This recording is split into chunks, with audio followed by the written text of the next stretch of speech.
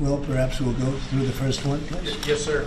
So earlier today, before the press came in, you signed a commission appointing Chris Wright to be your next Secretary of Energy. We have another commission prepared for your signature, sir. This is Doug Collins to be Secretary of the VA, Doug Collins of Georgia. Two very good men.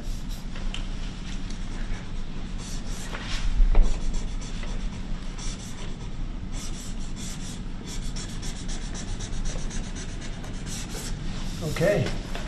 Thank you, sir. Next up, in light of numerous actions taken by a number of bodies of the United Nations which exhibit a deep anti-American bias, we have an executive order prepared for your attention that would withdraw the United States from the UN Human Rights Council, would withdraw the United States from the UNRWA, which is a refugee organization, and would also review American involvement in UNESCO, which has also exhibited anti-American bias. More generally, the executive order calls for a review of American involvement and funding in the UN in light of the wild disparities in levels of funding among different countries that, as you've expressed previously, is deeply unfair to the United States. So I've always felt that the UN has tremendous potential. It's not living up to that potential right now. It really isn't, hasn't for a long time.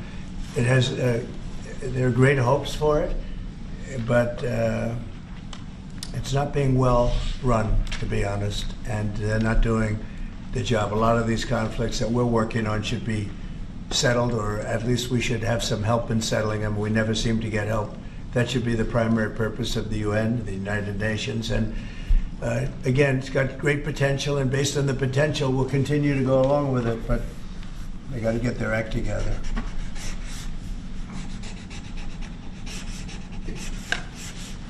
What would they need to do, sir, to get their act together? Well, they got to be fair to countries that deserve fairness. They have some countries, as you know, that are outliers, that are very bad, and they're being almost preferred as countries to those that do their job and are doing a good job, and they have to really, they're going to end up losing, a lot of countries, they're going to end up losing their credibility like other organizations, and then they're going to be nothing. The potential of the United Nations, and not everybody agrees with me on this, the potential of the United Nations is fantastic if properly run. So we'll see what happens. How much money are you willing to take away from them? Well, we're taking away a little bit, but we're not looking to take away money. This is so important that we're really, as you know, the United Nations is largely funded by us. But, and it shouldn't be, it should be funded by everybody, but we're disproportionate, as we always seem to be. But it's something that if it ever lived up to the potential, in 10 minutes it would make up the difference. That's the kind of power it could have. Right now it doesn't have that power. Next, sir, this is a national security presidential memorandum that seeks to impose maximum pressure on the government of the Islamic Republic of Iran. Many of these provisions are similar to actions that your administration took during your first administration. The basic idea here is to have every department and agency, or many departments and agencies in your government attempt to sanction and control Iranian activities, particularly relating to the Iranian nuclear program and the Iranian export of terrorism through support of various proxy groups abroad. And the intent here is to give you all of the possible tools to, I'd say, engage with the Iranian government to ensure that going forward they are less of a malign actor on the world stage. So this is one that I'm torn about. Everybody wants me to sign it. I'll do that. It's very tough on Iran. It's what we had before. We would have never had the problem. You would have never had October 7th. We would have never had the problem had the election gone a different way, which it should have. But this one, I think, more than made up for it. I think we're doing things, and it shows that more than made up for it, much more historic. The Iran situation, hopefully, I'm going to sign it, but hopefully we're not going to have to use it very much. We will see whether or not we can arrange or work out a deal with Iran, and everybody can live together, and maybe that's possible, and maybe it's not possible. So I'm signing this, and I'm unhappy to do it, but I really have not so much choice because we have to be strong and firm, and I hope that it's not going to have to be used in any great measure at all. It'd be great if we could have a Middle East and maybe a world at total peace. Right now you don't have that. When I left, you had peace all over the world, and now you have the world is blowing up. As you know, Bibi is coming in to see me later. Others are coming in to see me. We'll see what we can do. But I'm signing this, and hopefully it will be a document which won't be very important, will hardly have to be used. So what kind of deal would you be prepared to Well, make we're going to with Iran? see. I mean, we're going to see. They cannot have a nuclear weapon. With me, it's very simple. Iran cannot have a nuclear weapon. Do you support We don't want to be tough on Iran. We don't want to be tough on anybody, but they just can't have a nuclear weapon. How do you, Mr. do President, Are you going to engage in conversations with your counterpart in Iran? I would.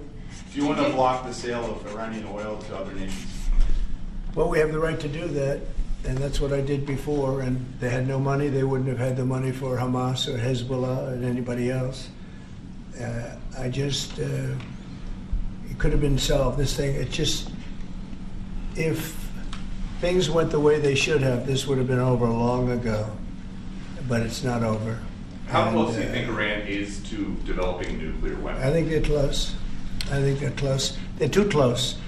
But again, you could go back 4 years, I would have said they would have had it during this intervening period. But they're pretty close, Peter. And why say that you're unhappy to sign it if it's Iran and their proxies who have threatened to retaliate against you Yeah. and your team by killing you guys for taking out Soleimani?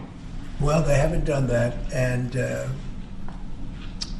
that would be a terrible thing for them to do. Not because of me. If they did that, they would be obliterated. That'd be the end. I've left instructions. If they do it, they get obliterated. There won't be anything left. And they shouldn't be able to do it. And Biden should have said that, but he never did. I don't know why. Lack of intelligence, perhaps. But he never said it.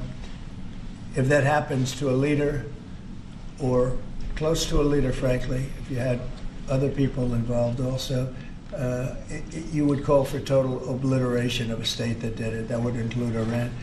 So I'm signing this, and it's a very powerful document, but hopefully we're not going to have to use it. Mr. President, if the Prime Minister today were to ask your help in striking at Iran's nuclear facilities to prevent the kind of progress towards a nuclear weapon, would you give him the green light? Would it, either to do it himself or for the Yeah. U.S. to participate with him? I don't know that that's what he's going to be asking for. I have no idea that it is. You're telling me. We're going to have a pretty long meeting. We're going to be discussing a lot of things, not only that, but a lot of things. And I'll let you know if the time comes to let you know. But right now, that's not something that I can discuss. Mr. President, when you said if they do it, they get obliterated. Just to be clear, you're talking about if Iran made an attempt on your life. Yeah. That would be called total obliteration. And I can't imagine they do that. It should have been stated by Biden, but he didn't state it because he had no clue, as you know, as Mr. everybody President, what knows. is your vision actually for relationship Do you have with anything Iran? else? No, that's all we have. My vision for For a what? relationship with Iran, and what do you? what I'd do you love to think have a Israel- good relationship with everybody. They can't have a nuclear weapon. That was the only thing that was very important. They can't have a nuclear weapon. Beyond that, it would be very tough if they insist on doing that. They have some of their leadership, I can tell you right now, and maybe you know it, maybe you don't, but there are many people at the top ranks of Iran that do not want to have a nuclear weapon just for that very reason. Mr. President, what's your reaction to China's retaliatory tariffs? That's fine. That's fine. We're going to do very well against China and against everybody else. Right now, they've taken advantage of the Biden administration like I've never seen. I've never seen. The deficit with China is about $1 trillion. Think of it, $1 trillion. They're using our money to build their military. And Biden let that happen. We're taking a lot of fires here. We came back. This is like a different place. The good news is we're doing very well. We're doing well with countries that nobody expected would do well with. We are respected again as a nation, maybe at a level that people haven't seen for many, many decades. But when I left, we didn't have any wars. I defeated ISIS, 100% of the ISIS caliphate, and now the world seems to be ready to blow up, but we'll see if we can stop it. Mr. Have you President, reached out to the Iranians about any kind of Say deal? it. Have you reached out to the Iranians about any kind of deal to start those I would discussions? reach out. I mean, I have nothing. I see. I'm one that doesn't care whether I reach out or they reach out. A lot of people say, "Let them reach out, sir." And that, to me, it doesn't matter. It's But just that hasn't it's started just yet? talk. But I want to see everybody do well. I want to see great countries, and I want to see peace in the Middle East and elsewhere. We're also working very hard with respect to Russia, Ukraine. That's a bloodbath. It's a total bloodbath. What's going on there is incredible. What's going on with the soldiers, young soldiers being killed by the thousands. I mean, literally by the thousands. And we want to see if we can get that stopped. And I think we've had some very good talks. Any update on when you would speak Meeting to with- President Xi, sir? Any update on when you would speak to President Xi? No, we'll speak to him at the appropriate time. I'm in no rush. Do you, At the do appropriate. you think that conversation can lend itself to the type of freeze that it meant for the tariffs for Canada and Well, Mexico? we'll see what happens. I mean, well, there's a short-term freeze with Mexico, as you know, and with Canada. But they've agreed to be very, very strong on the border, stronger than they ever were by far, by a factor of about 30. And in addition to that, as you can see, we've been strong because we've had numbers like you've never seen before. I mean, the border is now closed, really closed. And with that being said, we're letting good people come through, and we want good people to come into our country. But the border is closed. in your President Trump, talks, in your so talks that- with Prime Minister Netanyahu today, do you intend to press him about how many deaths have been amongst Palestinians? Are you concerned about that death? I talk about that too. You know, both sides mean a lot. I talk about that. I talk about the other side. I talk about everything. What's your main message to him today during your meeting? Well, I'm here to listen. He's here to see me, and I'm here to listen. So Will you President, continue how to much of a press? message. will At you the right continue- time, I'll give him my Mr. message. President, will you continue to press for this idea that Jordan and Egypt take Palestinians from Gaza? yeah, I would like to see Jordan. I'd like to see Egypt take some. Look, the Gaza thing has not worked. It's never worked, and I feel very differently about Gaza than a lot of people. I think they should get a good, fresh, beautiful piece of land, and we get some people to put up the money to build it and make it nice and make it habitable and enjoyable and Somewhere else. But make you it a say they don't home. want to leave, though. Palestinians say they don't want to leave. I don't know how they could want to stay. It's a demolition site.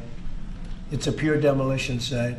If we could find the right piece of land or numerous pieces of land and build them some really nice places with plenty of money in the area, that's for sure. I think that would be a lot better than going back to Gaza, which has had just decades and decades of death.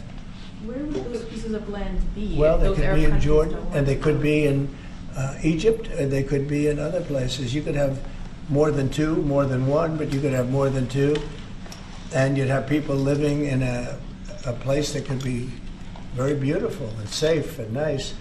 Gaza's been a disaster for decades. Would the U.S. pay for that?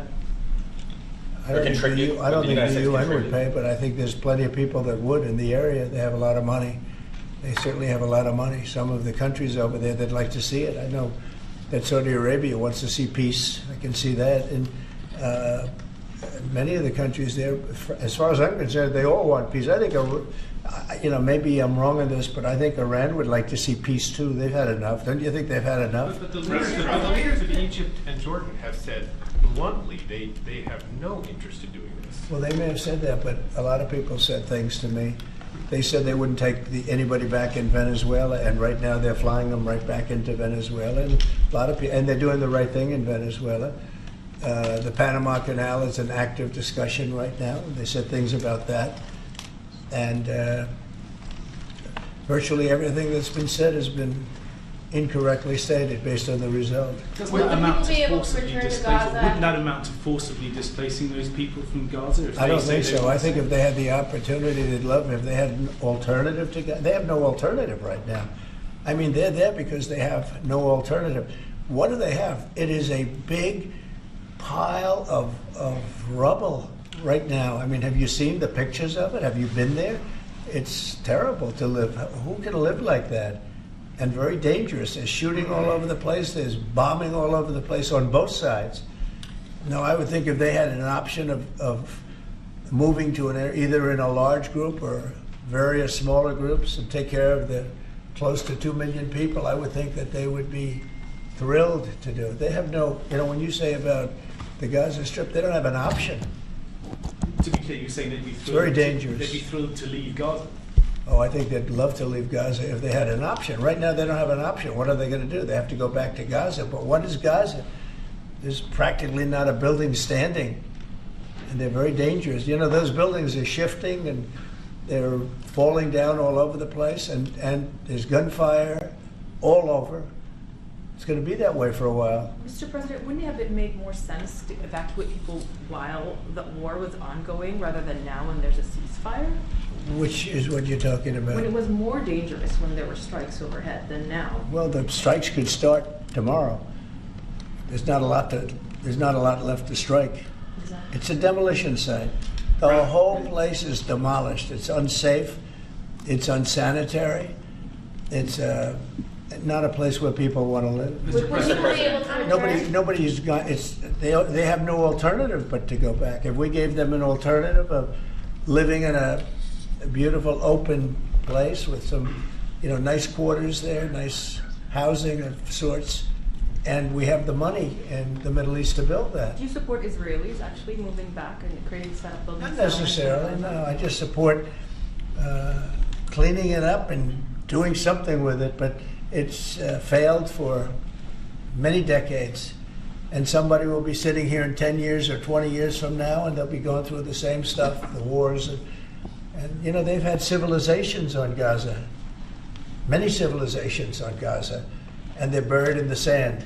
Secretary It doesn't seem to work. Secretary. Elon Musk, thank you, sir. On Elon Musk, how often are you talking to him? And have there been ideas that he's brought to you that you've said, oh no, wait a minute, this is going a little too far? Well, many ideas, but look, he's done a great job. Look at all the fraud that he's found in this U.S. AID. It's a disaster what the people, radical left lunatics, they have things that nobody would have even believed. The whole thing with $100 million spent on you-know-what, with money going to all sorts of groups that shouldn't deserve to get any money, with the money. I'd like to see what the kickbacks are. How much money has been kicked back? Who would spend that kind of money to some of the things that you read about and I read about and I see every night on the news and every morning when I read the papers? Who would spend money for that?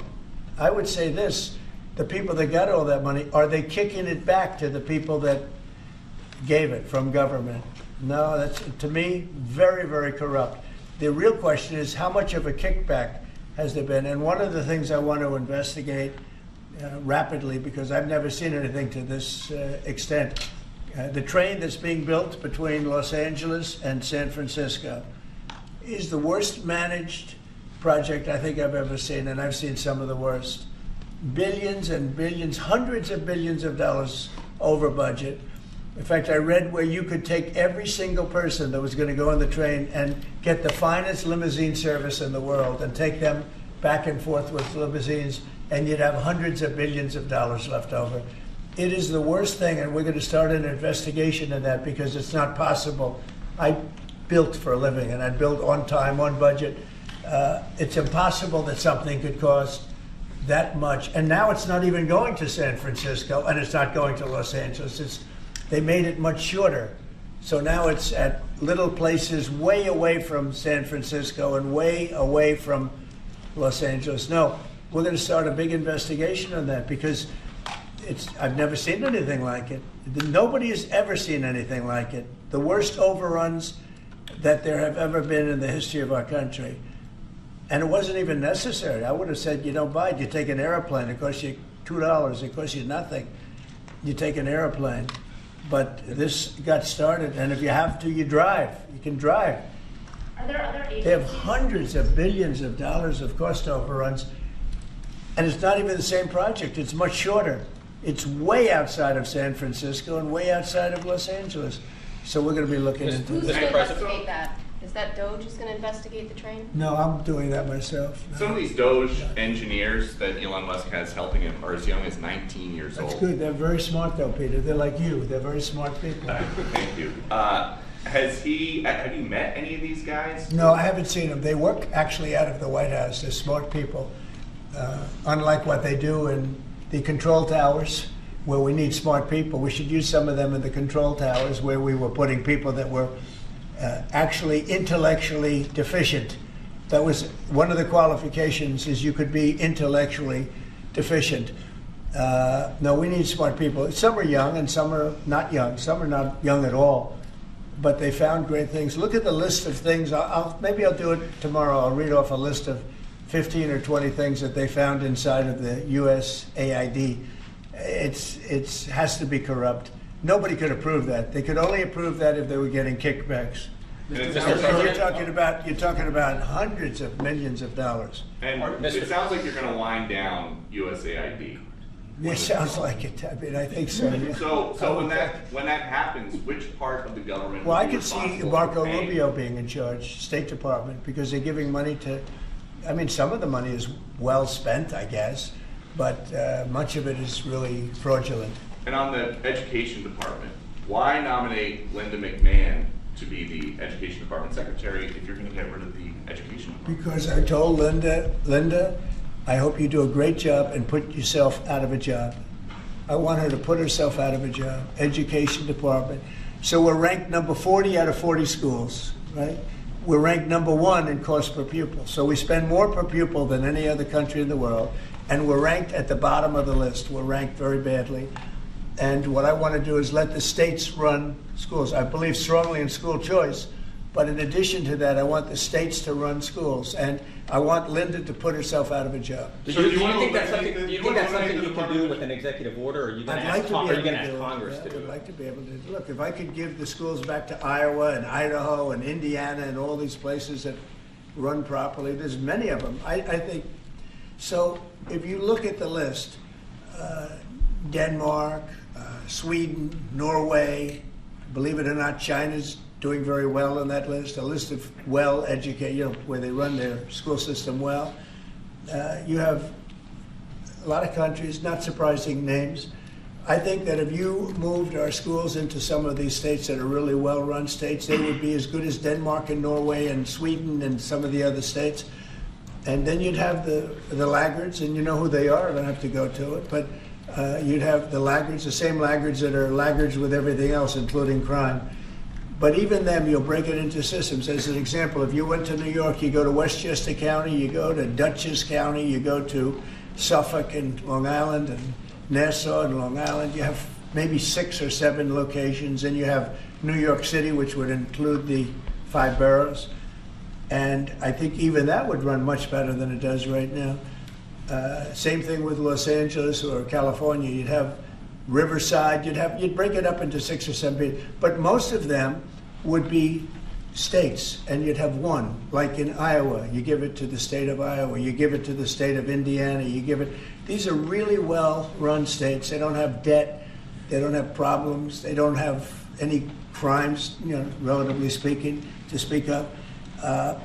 And you would have education that would be the equivalent of Norway and Denmark and various other places that are at the top of the list. So we're at the bottom of the list, and we're the most expensive. We're at the top of the list when it comes to cost per pupil. We spend more money per pupil than any other nation in the world, and yet we're rated number 40. The last ratings came out, you saw them. So they talk about 40 countries. We're rated number 40.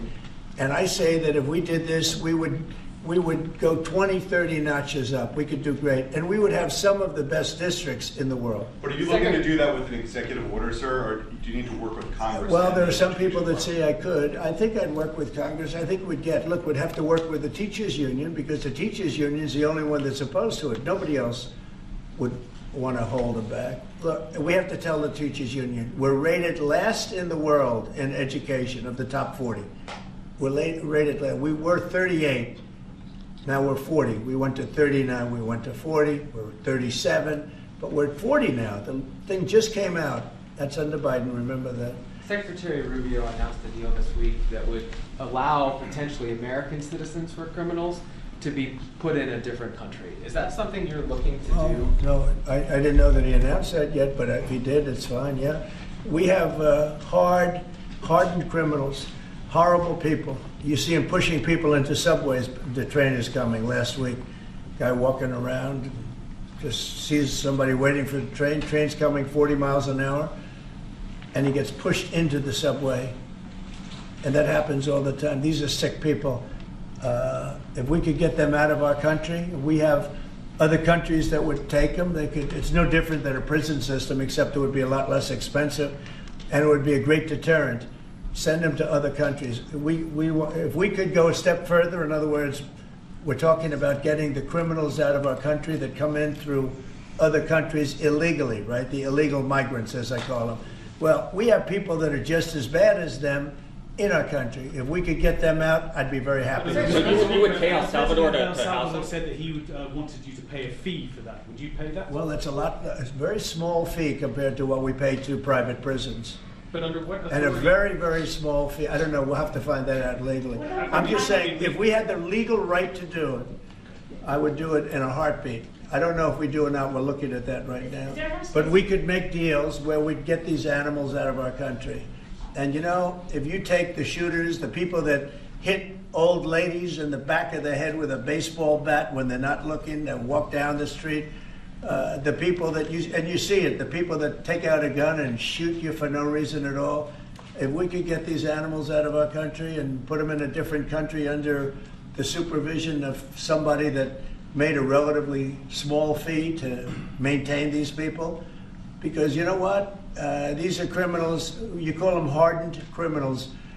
They've been in jail 40 times. There's one 42 times. And every time the person gets out, it's a he. Every time he gets out, he commits another crime within 24 hours. And it's a heinous crime. It's a rough crime. We don't want these people in our country either. We don't want them in our country. Do you have an update If on we had the option, if we had the option to get them out and let them be based in some other country at a fraction of the cost, and frankly, they could keep them because these people are never going to be any good. That person that has been arrested 42 times or 22 times or 17 times and is all in for manslaughter and everything else and only gets out because of a very weak judicial system that only goes after people like Trump. They don't go after the criminals. They don't go after people like this. And they laugh at our law. If that took place, you would have a lot less crime automatically. So, sir, you're exploring whether to allow this? On Guantanamo Bay, is there No. enough space there to accommodate? There's a lot of space to accommodate a lot of people, yeah, so we're going to use it. Can you talk a little bit We more have about it. It's why? already up. We have it for nothing. But we can do less expensive and even more secure. We've had other countries come to us saying, we would love to do that. We would love to take your criminals and we'll maintain that. We'll be their jail. And I'm only talking for the most severe cases. Like, I watched that guy on tape pushing the man into the subway last week. That man that did that is a real bad guy. Many, many arrests. And do you think you're going to convince him someday to be good and a wonderful, wonderful citizen for our country? It's never going to happen. I want to get those people out. I'd love to get them out along with the illegal migrants. The migrants are rough, but we have some bad ones too. I'd like to get them out. It would be all subject to the laws of our land, and we're looking at that to see if we can do it. What Mr. other President? countries have offered to take American citizens? Say to it? deport? What other countries have offered to take these American citizens? Numerous, to deport? many. And Marco brought it up today. I'm glad he did, because a lot of people are thinking it. When I watch some of the crimes being committed in New York City and Chicago, look at Chicago, the volume of crime that they have and the viciousness of the crime. These people are horrible people. And if somebody thinks they're going to be wonderful citizens someday, they're wrong. It's not going to happen. It's not going to happen. They're bad. These are hard, tough criminals. In many cases, they're crazy. They're absolutely crazy. But they're very dangerous. If I could get them out of the country and be in some other country where they're glad to have them because they make a small fee compared to what we'd pay to a private prison or to, put them in one of our prisons that cost even more money, I think it would be great. I'd love to get him the hell out of our country. Thank you very much, everybody. All right, guys, thank you guys, let's President Trump, Guys, let's go. Who's gonna win the Super Bowl? Thank you. I don't want to say, but there's a certain quarterback that seems to be a pretty good winner. And just last one, because you mentioned it many times. What do you think about Joe Biden signing on with a talent agency? You got to be kidding. He signed on with a talent agency? He does. He's got some entertainment agents now. I think he's got bigger problems than that. I really do. I think he's got much bigger problems than that, but I wish him well. We inherited a mess. This place is a mess, but it's quickly being solved, the problem. We're going to make America great again. Thank you very much. All right, guys, let's go. Thanks, guys. Thank you.